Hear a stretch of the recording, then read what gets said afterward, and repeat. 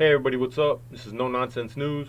I'm Ted. It's Thursday, November 5th, 2020. Dow Jones had a big day. Stocks had a really big day all the way across the board. On the 5-day moving average, it was up almost 2,000 points, gaining back everything that it lost last week and some. Today alone, it was up another 542 points, which is 2% on the day. I would just say be careful because, like I've tried to tell you, stocks are not the real economy, right? And I'm just going to tell you, QE sparks big tech, Bitcoin, and bullion bid, but smart money is dumping, right? If everything is so awesome in a new but the same as the old gridlocked Washington, why is the smart money running out of the market? We've seen this pattern before, and it didn't end well. And this is where I would caution you. Be careful. As a small investor, you see these markets going up, up, up, up, and that's where irrational exuberance or FOMO, fear of missing out, comes in. And the small investor rushes in at the last minute when they really shouldn't be. If you listen to the great investors, they'll tell you at this moment you want to be selling when everybody else is rushing in. The time to be buying is when there's blood in the market and everything's cheap. That's how they make their money. Because stocks are not the real economy, right? That's the most reason to be worried. Because like I told you last night, and here's proof of it again, stocks are not the real economy. The stock market might be looking great, and everybody wants to get in there.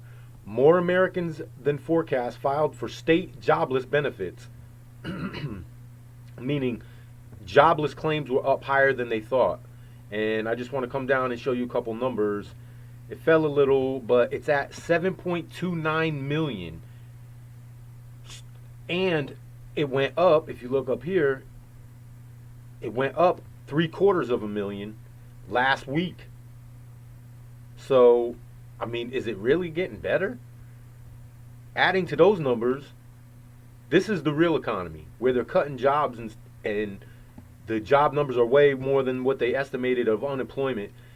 ESPN is adding to those numbers, of all people, right? But you see it, all media. Media is dying, especially television type of media. ESPN slashes 500 jobs in a major cost-cutting move. That's your real economy, right there. And now, that brings me to this. You have Western economies embrace state intervention emulating Asia. Greater state control of business activity reflects anxiety in the West about ability to compete with government-backed industries in Asia. I just want to say, do you really want the government to have more control over your money? Do you want the government to have more control over your business? Look how they run the government. Look how the government, we're in a huge deficit. Do you really want them to be in control of how your business makes money? I'm just saying, this is the time where you want to be your own bank, okay? Protect your wealth. I would never say take every single dollar you have out of your 401k.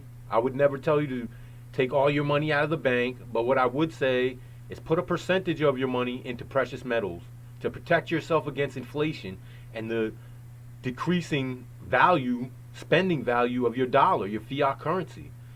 And most financial advisors that do even tell you to get into gold and silver would advise a number of 10 to 20%. They don't want you to be 100% in anything. You got to spread it out. No, nothing's a guarantee. But you're going to want to protect your wealth and take some money out of the bank. Have a little cash on hand just in case. For some reason ATMs and things ain't working. It would be really nice to go into your home, have a little safe, a firebox, whatever. Have a little cash you can use, right?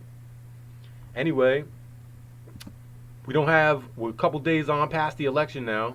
We still really don't have any clear winner in the election, but we're starting to see an uptick in the violence that they were telling us, which I'm going to just point out my point of view on this real quick. And anti-Trump protesters clash with NYPD officers in Manhattan.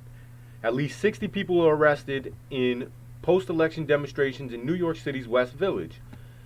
Okay, and you have another one here of activist march in U.S. cities after election day.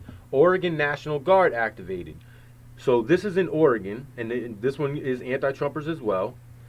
And you have in cities where it's Democratic, cities and states where it's Democratic, and according to the count as of now, these states have already been won. Them electoral votes have already been won, and they actually go to Biden. Why would you be out marching in the street?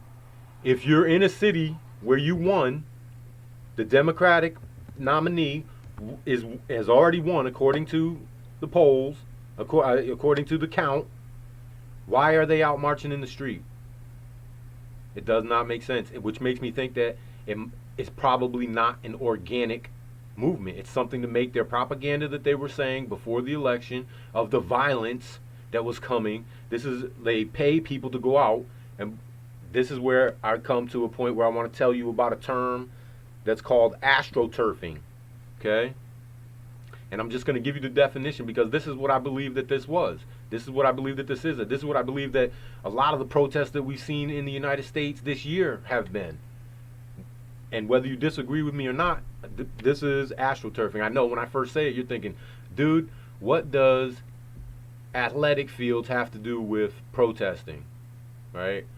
Astroturfing is organized activity that is intended to create a false impression of a widespread, spontaneously arising grassroots movement in support of or in opposition to something, but that is in reality initiated and controlled by a concealed group or organization. And I truly believe we're being astroturfed right here. Okay? That's what these so-called violent protests. You already won. What are you being violent about? They're anti-Trumpers protesting in Democratic places.